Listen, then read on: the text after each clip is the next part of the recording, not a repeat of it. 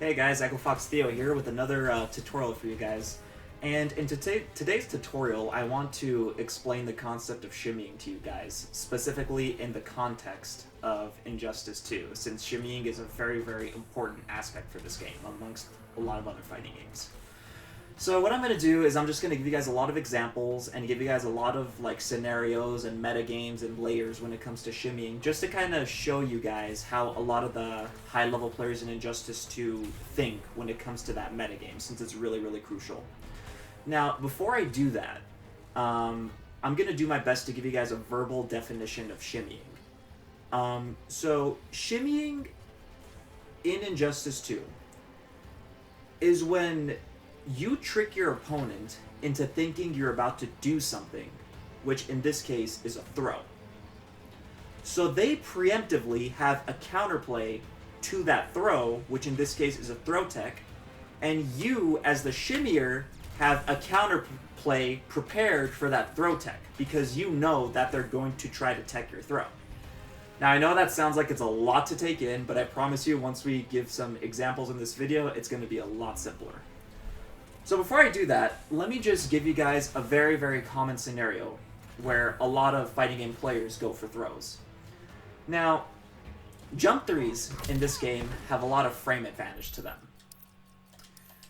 Normally speaking, when you block an opponent's jump three, it's generally very, very difficult to counterpoke after that because the jump three has so much plus frames to it.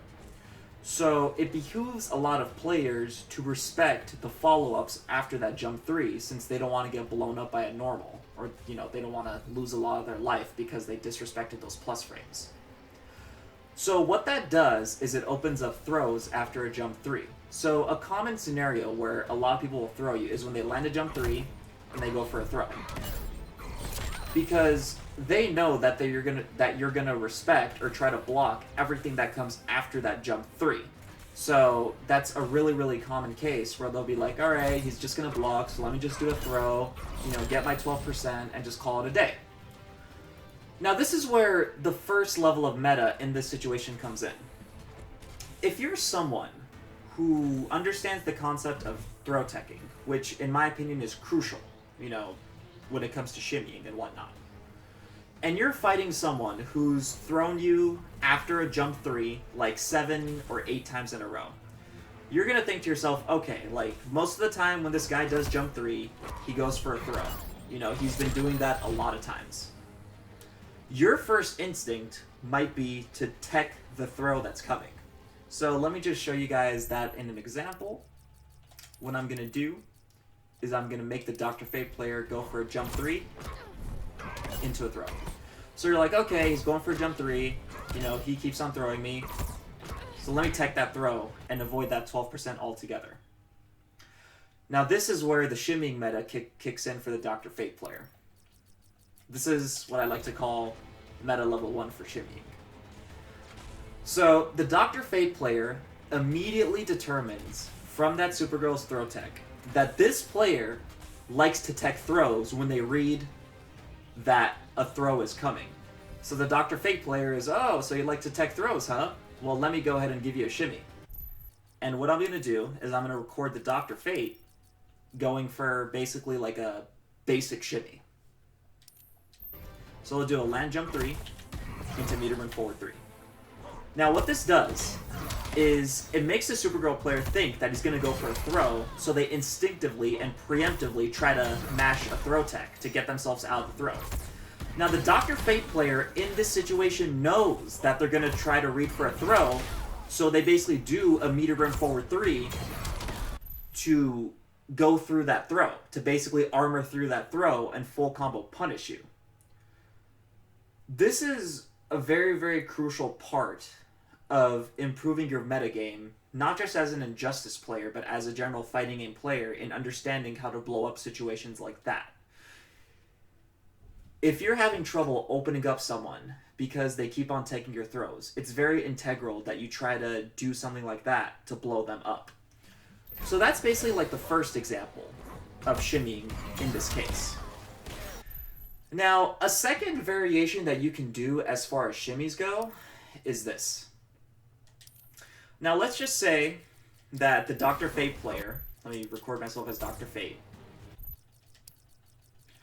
repeatedly does stuff like dash up throw. You know, it seems like in a lot of neutral situations, he does dash up throw.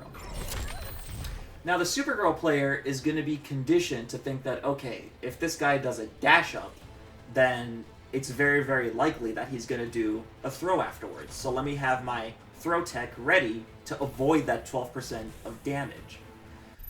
The Dr. Fate player can do something like this. Okay, so I want to explain everything that's going on right now. So imagine this is a match, right? And the Supergirl player is right there. The Supergirl player automatically saw that the Dr. Fate player just dashed up. So the Supergirl player thinks that, oh, he's about to go for a throw right now. He's been doing this for a lot of times during the match. So I'm the Supergirl player, and I'm going to try to get my throw tech button ready. So I try to tech the throw. Whoops! He does a neutral jump into jump 3, because the Dr. Fate player knew that I was going to go for a throw tech right there. Now, it's really, really hard to list off, you know, all the possible scenarios where a lot of people go for a shimmy. So I'm going to go from character to character just to, like, show you guys some patterns of where, like, shimmies can take place. Now, the first character that I want to show you, which is very, very dependent on shimmies, is Black Adam. And the second character, Superman. Now, both of these characters are very, very dependent on plus frames. They're very, very dependent on having their pressure start from plus frames.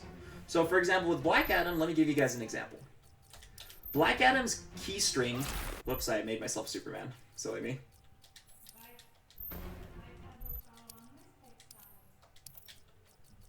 So Black Adam's key string is forward 1-2 trait. This is one of his strings where he starts a lot of offense off of. It's one of his strings that gives him a lot of plus frames. So a lot of times, Black Adam players will do forward 1-2 trait into throw. So what that means is a lot of Superman players, or not a lot of Superman players, just a lot of players in general, would want to try to instinctively tech Black Adam's throws. So it's like a Black Adam will do something like forward 1-2 trait into forward 3. Now, the reason why this works is because the forward 3, whoops, I did my throw too early. The forward 3 is throw invulnerable, meaning that when he does the forward 3, it leaves him in kind of an airborne state, which makes him invulnerable to throws. So that's the one example of a character who depends on a lot of shimmies. And forward 1-2 isn't the only time he goes for shimmies. You know, he can do... Let me put myself as Black Adam. He can do stuff like forward 1 into shimmy, 1-1-3 trade into shimmy, back 2 into shimmy. I mean, Black Adam has a lot of plus frames, so there's a lot of situations where he can go for something like that. You know, with Superman, it's the same thing. You know, Superman players... I recorded myself as Black Adam, excuse me. Superman players love doing stuff like forward 2 trait into throw, because, you know, forward 2 trait is +1. So I'll do stuff like... Let me record myself as Superman. So I'll do stuff like forward 2 trait, neutral jump 2. Because you're instinctively waiting for the throw. Now, what I want to get at with a lot of these examples is for you guys who already know how to throw tech, to gauge at the risk-reward in these scenarios. For example, if Superman does forward 2-3 trait, that's where you have 2 scenarios of risk-reward. Number 1, I'm going to try to tech this guy's throw, and then I'm going to avoid eating like 14 or 15%, because Superman's throw does a little bit more damage when he's traded. Or the second scenario is, I'm going to try to tech this guy's throw, and avoid 15%, but then he reads that, and then full combo punishes me for like 40%. So it's 15% versus 40%. And that same principle applies to Black Adam. I'm going to try to tech Black Adam's throw, avoid like 12% in the trait, or I'm going to get shimmied and eat a full combo. Same with Dr. Fate. I'm going to tech his throw from jump 3, avoid 12%, or he's going to do something like meter burn forward 3 into like 35%. Now, in a lot of situations, at the highest possible level, this basically means that it would behoove you guys to try to take the throw in a lot of these situations. It would behoove you guys to try to take the throw, try to not get into the habit of attempting to throw tech every single throw you read, and just try to take the throw and avoid getting shimmied. Like, for example, like when I fight Dragon, I'm going to use Dragon as an example again because I think he's a very fundamentally sound player. When I fight Dragon with Superman versus his Black Adam, and I do stuff like forward 2 trait, he will almost never go for the tech because he knows that, like, there is that possibility, that very likely possibility that I'm going to shimmy him, I'm going to meter burn forward 3 him, or I'm going to neutral jump him into a jump attack and do like 40 to 50 to 60%. It's just not an ideal situation to tech a throw against that character. Now, one thing that I also want to bring up in this situation is you'll see a lot of players say that they can just react to throws and they can tech throws on reaction. Now, in my honest and humble opinion, and this is going to change depending on any top player you ask, I think that it's borderline impossible to tech throws on reaction. And here's what I mean by that. I feel like people who say they can tech throws on reaction are people that are not reacting to the throw animation, but rather they're reacting to movement, and they're instinctually, or I don't know what the word is, instinctually pressing the throw tech button to that movement. For example, this is what Dr. Fate's throw looks like on whiff. You know, he's using his left arm to reach out and grab you. This is what Dr. Fate's jab looks like on hit. He's moving his left arm. Now, even though when I show you guys these two normals, you can easily differentiate which one is what.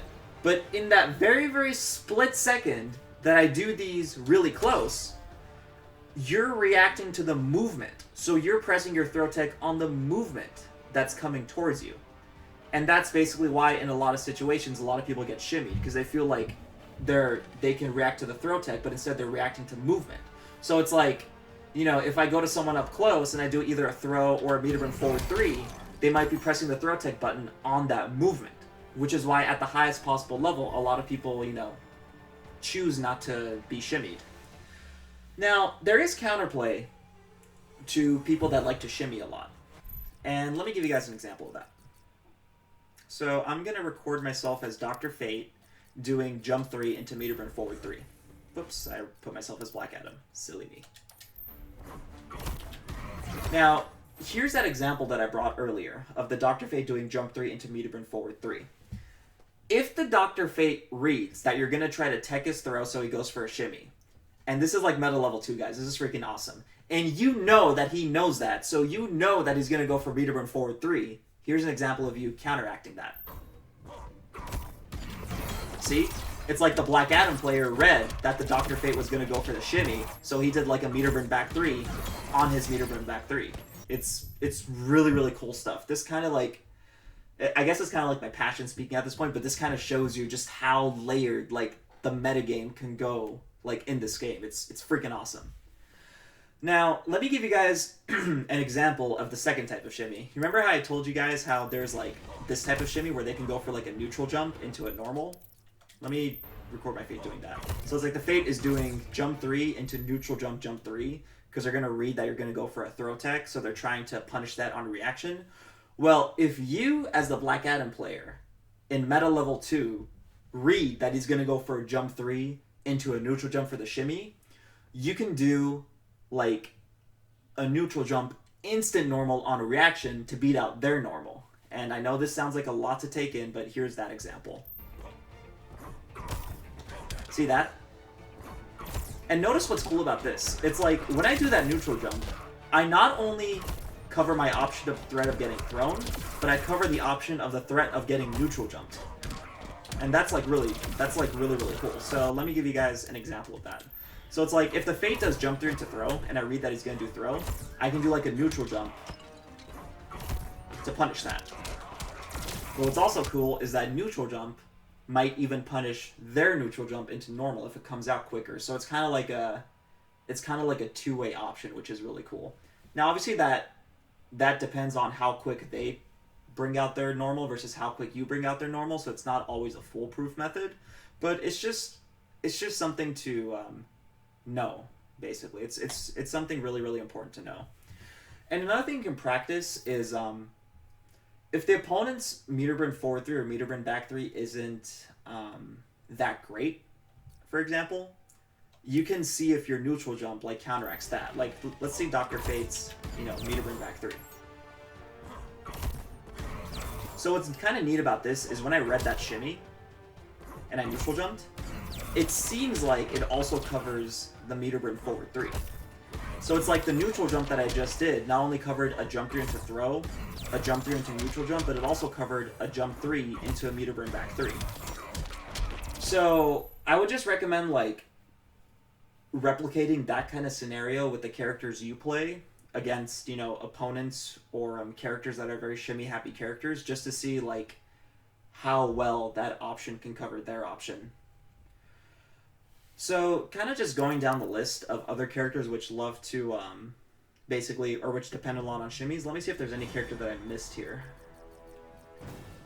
I'm basically going through the entire cast just to see, you know, who I missed. Ah! Sub-Zero is also another character which loves shimmies. Superman.